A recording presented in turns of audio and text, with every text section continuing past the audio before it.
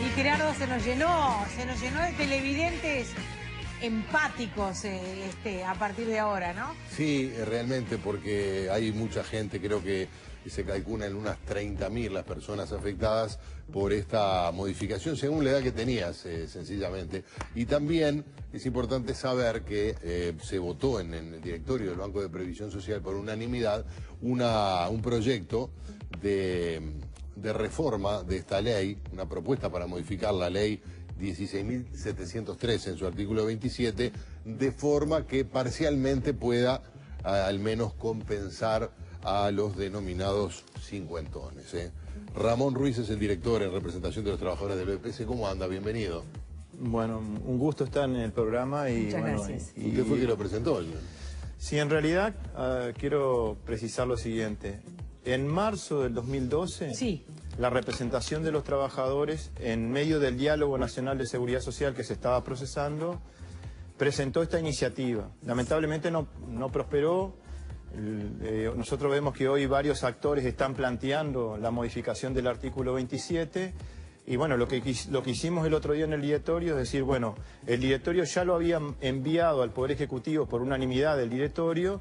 Bueno, entonces si había unanimidad, lo que planteamos el miércoles pasado fue, ¿es posible enviárselo nuevamente y decirle, bueno señores, hoy que se está hablando tanto de la modificación del artículo 27, nosotros ya habíamos presentado una iniciativa en marzo del 2012, la volvemos a plantear para que se modifique, porque estamos de acuerdo con que es injusto que a una persona le tomen hasta 5.000 pesos para el cálculo de la jubilación, cuando esa persona de repente aportó por más dinero. Entonces, claro, lo que dice el artículo 27 en realidad es, topea, digamos, en todos los casos, se liquida hasta 5.000 pesos, o sea, se tiene en cuenta hasta 5.000 pesos para el cálculo de la jubilación. En este caso lo que estamos haciendo es habilitando con esta modificación de que se tenga en cuenta todo lo que aportó el trabajador anterior al 96 por encima de 5.000 pesos. O sea, que se le tenga en cuenta el ingreso real que tuvo y no solamente hasta 5.000 pesos. Bien. ¿Y hubo que llegar hasta acá para eso? Bueno, nosotros, la representación de los trabajadores, el movimiento sindical, inclusive la Organización Nacional de Jubilados y Pensionistas, siempre hemos planteado, desde el año 96 hemos venido planteando, de que esta generación iba a tener un perjuicio muy importante. Exacto. Dijimos que en el 96 ya la ley se aprobó a fines del 95 en el Parlamento, en diciembre. Esa ley dijo, bueno, a partir del 1 de abril empieza a aplicarse la ley de la SAFAP. Bien. En abril, a un mes de abril, el 1 de mayo de 1996, los trabajadores en la tribuna del 1 de mayo dijimos, esta ley va a ser perjudicial para los trabajadores y la primera generación se va a ver perjudicada. Lo fuimos denunciando año tras año, hemos estado estos 20 años casi en soledad con los jubilados planteándolo, todo el mundo diciendo que éramos trasnochados, que era un tema ideológico lo nuestro, que lo planteábamos porque discrepábamos con la ley, porque teníamos diferencia con esa ley, que por eso decíamos lo que decíamos. Y bueno, pero hoy ya nadie puede negar que hay un perjuicio muy importante. Y yo digo, si damos por bueno el dato que las AFAP han hecho público de que son más de 30.000, ya eso alcanza para tratar de buscar una solución al tema, ¿no? Ayer los veíamos en el acto del 1 de mayo. Yo comentaba que había cartelería, estaban claramente diferenciados porque tenían paraguas.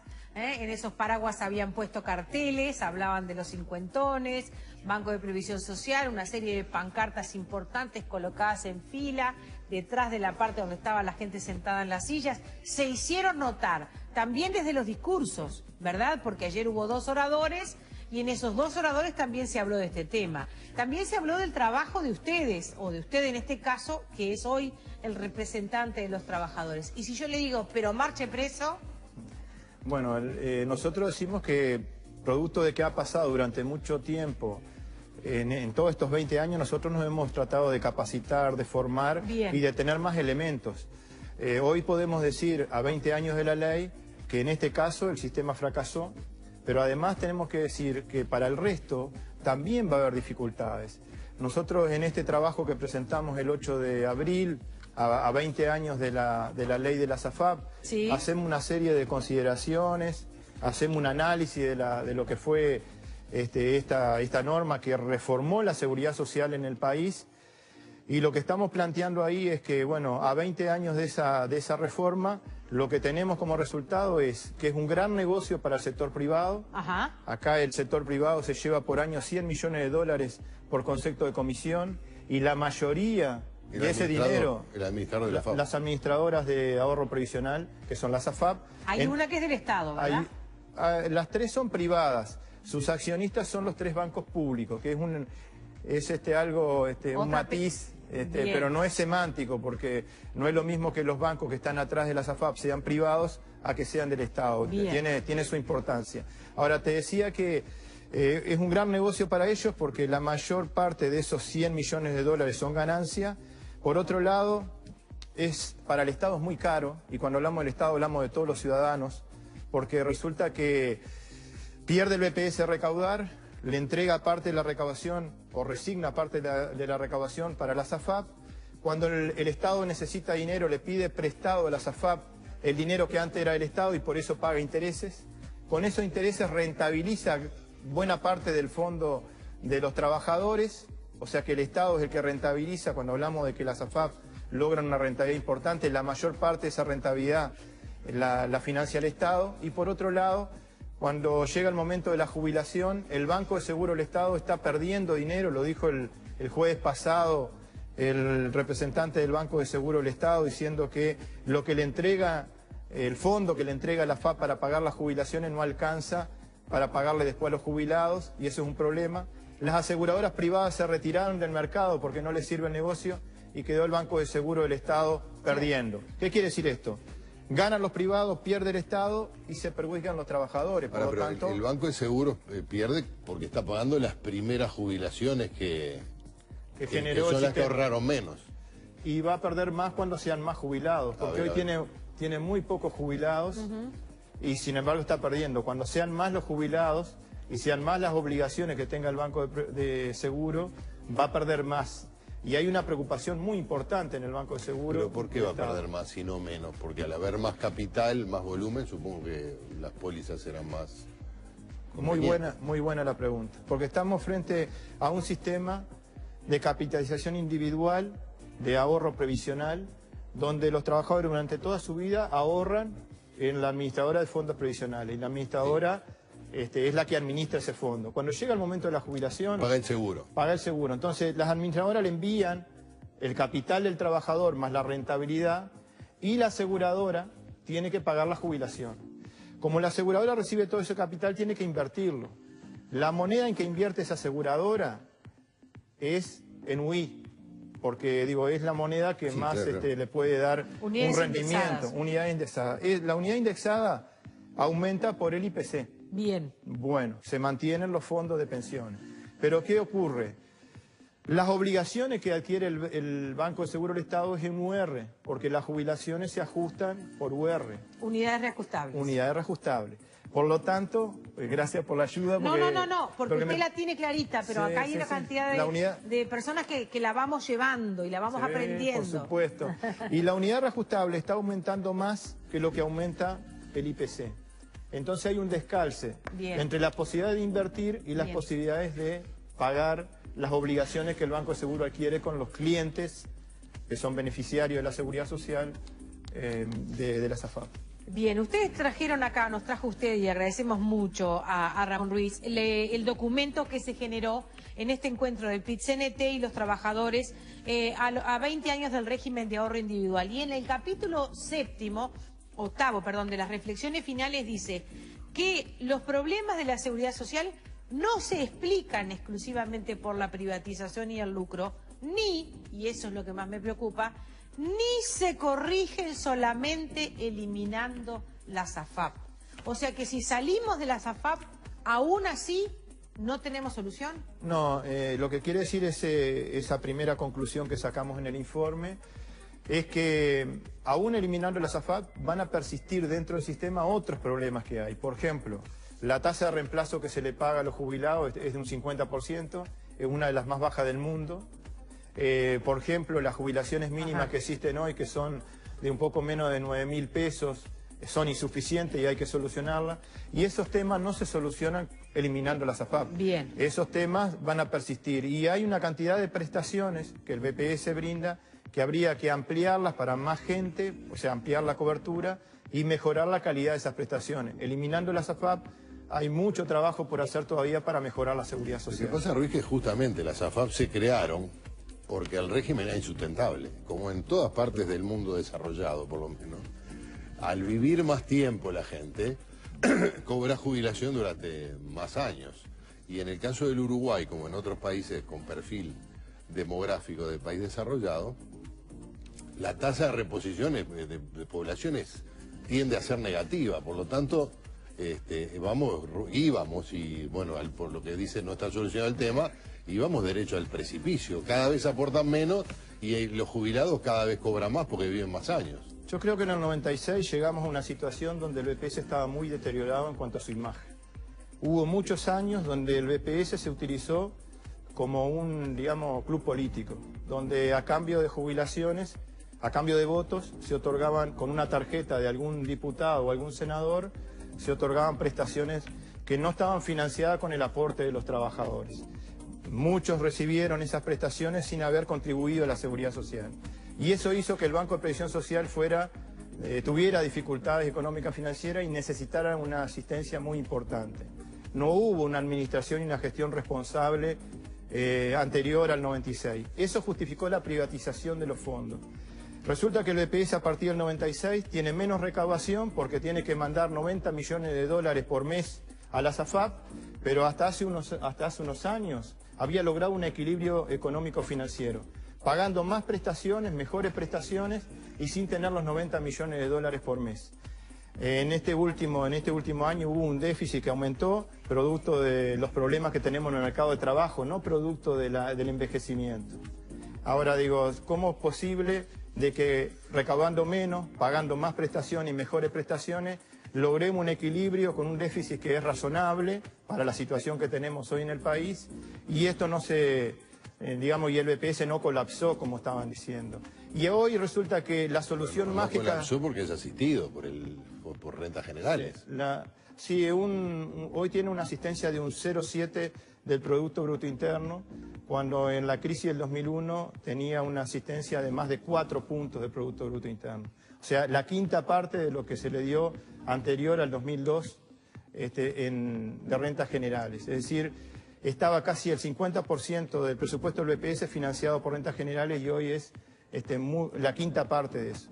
Pero también hay que decir de que el Banco de Previsión Social, con esos menos recursos, administrado distinto, logró tener un equilibrio y logró mejorar su gestión, logró mejorar su imagen y logró avanzar en una cantidad de aspectos en materia de seguridad social.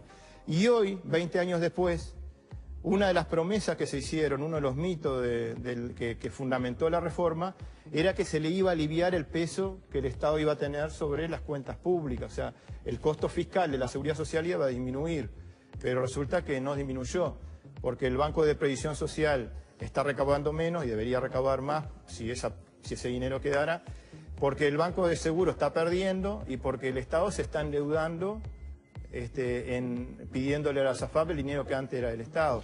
Y además hay una cosa bien interesante que antes era de los... Es decir, no es que, a ver, permítame, sí, no es que era del Estado, el dinero era de los particulares. El Estado se lo sacaba para financiar la seguridad social. Ahora ese dinero está en un fondo, sigue siendo de los particulares, de los que lo ganaron, que se lo prestan al Estado para que invierta dinero que no tiene. Sí. Es decir, en este caso genera dividendos para el particular, en este caso iba el Banco de Previsión Social y se pagaban las jubilaciones. Sí. No le iban a prestar al Estado. Una comisión de 260.000 dólares por día como estamos pagando, ¿no? O sea, el costo que tiene el dinero me parece que es demasiado. Hoy tenemos problemas en el Banco de Seguro. El Estado tuvo que endeudarse, o sea, emitir papeles en UR por 1.000 millones de dólares en UR para tratar de calzar al Banco de Seguro del Estado. Eso es un peso importante para el Estado. O sea que el hecho de que esto le iba a salir más barato al Estado está cuestionado y creo que necesita tener alguna revisión, ¿no? Porque... ¿Y cómo salimos? Y hay una propuesta que es inmediata para los cincuentones, porque a esos trabajadores que fueron obligados a participar en un negocio y le fue mal, hay que permitirle salir de la FAP, volver al BPS. El artículo 27 puede ayudar, pero no va a compensar la diferencia que hay de un 30 a un 35% en el monto de la jubilación. ¿Cuánto compensaría? Y digo, todavía no, depende de cada caso, porque depende de cuántos años trabajé antes del 96 y qué salario tenía por encima de 5.000 pesos.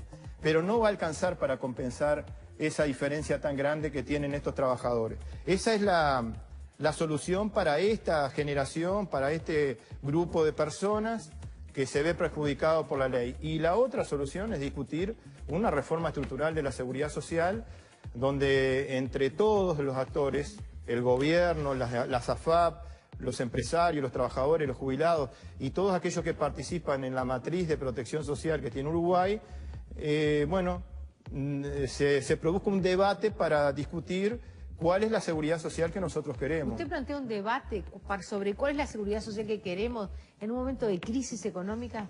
Y lo que pasa es que hay que justamente... No me tiene que convencer a mí. No. Mire que, gobierno. mire que a mí no me tiene que convencer.